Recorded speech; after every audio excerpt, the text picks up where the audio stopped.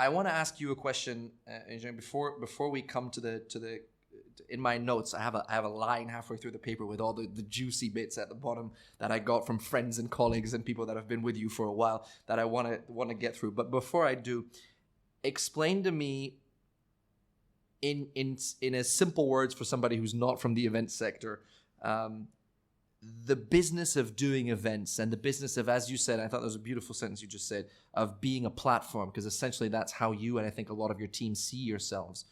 Has that become easier or more complicated in a global sense? I know we can look at this from different points of view, but I imagine with the way the world works today, it's certainly more globalized, which I would imagine makes it a little bit easier. But there's also a lot more participants in that mix, in that hospitality mix. So how is it now organizing an FHS world, and do you get a little bit of more gray hair than not doing it, or how does that run? I think it's become immensely more difficult, more challenging. And of course, you've got a lot of competition out there as well. So you need to stay on top of your game. And so you need to continue to innovate and use us as a platform. So I'm always open. I'm always open. To ideas and everything. Yeah. Okay, very good. But it is, and it's thrilling to be to have such partners where we can be the platform for the Sustainable Hospitality Challenge, for example. Paul Grebe and Stella, what they put on is remarkable. It's my first topic, so let's talk right about it. Let's dive right in. When I was at the first at the first of your events outside of Europe, because I had been to IHIF outside of Europe, it was I vividly remember this. It was an event in Abu Dhabi. You will remember this as well. It was a year and a half ago, I think, or something like that, or a little bit less.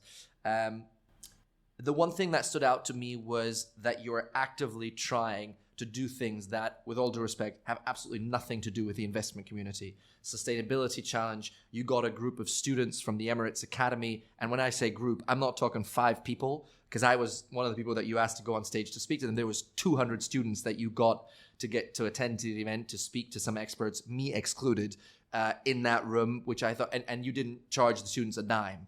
Walk me through the importance when you do that, because doing an event is one thing, and clearly something that you have mastered over time. And you're not gonna throw in that, but all the other things. There's a startup challenge. There's you do so much on the side. Why, if I may ask? Because you don't have to. You've proven to the world that you know how to do it. Is it something that you just enjoy doing, or is it? Yeah, I think you're right. It is certainly something I do enjoy doing. Yeah, I can tell by looking in your face right now. Yeah. I do enjoy doing that, but on the other hand, we do need to stay focused as well.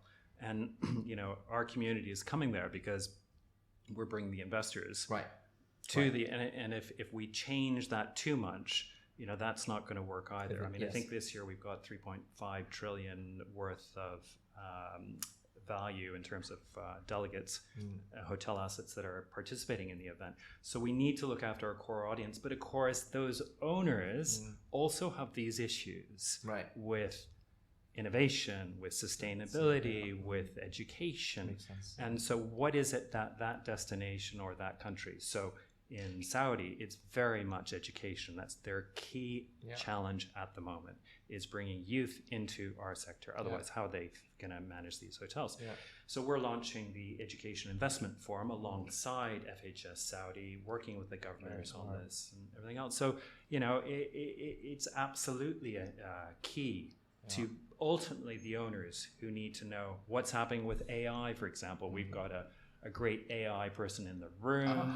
So I've heard. Yeah. So I've heard. Yeah. And this is an explosive area here. AI.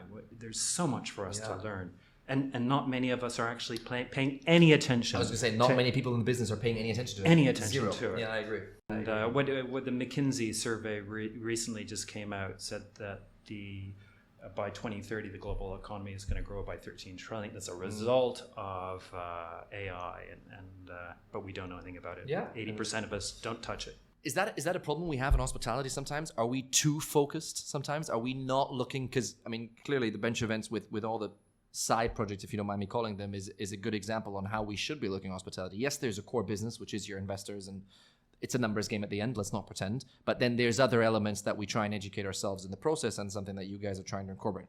If we're honest, Jonathan, not a lot of people in the industry are doing that. most people in the industry are going about their business and they're very good at what they do, but they very rarely look beyond what else is happening. Is that a hospitality problem? Is that just a generational problem? I don't think it's hospitality necessarily. I think it's all industries. Yeah. You know, and it's something we're going to have to learn and breathe with. I think there's a massive opportunity in this space to provide, because I think you probably have two elements here. You've got those that are looking at it, but aren't doing anything with it. And CEOs, like 80% of CEOs say, this is incredibly important that we do something with it, but we aren't generally doing anything. So, and then you've got the tech space where they're very much focused on it, but it's too tech oriented. It is, So it's an interesting area, that whole space. I have gotten 2 time warnings already, and I haven't even touched my list of juicy parts that I want to look at. So let me run through it. Thank you for tuning in. I hope you enjoyed the show. And rest assured, there's more from where that came from. So make sure to follow all our social media channels to never miss an update on our end.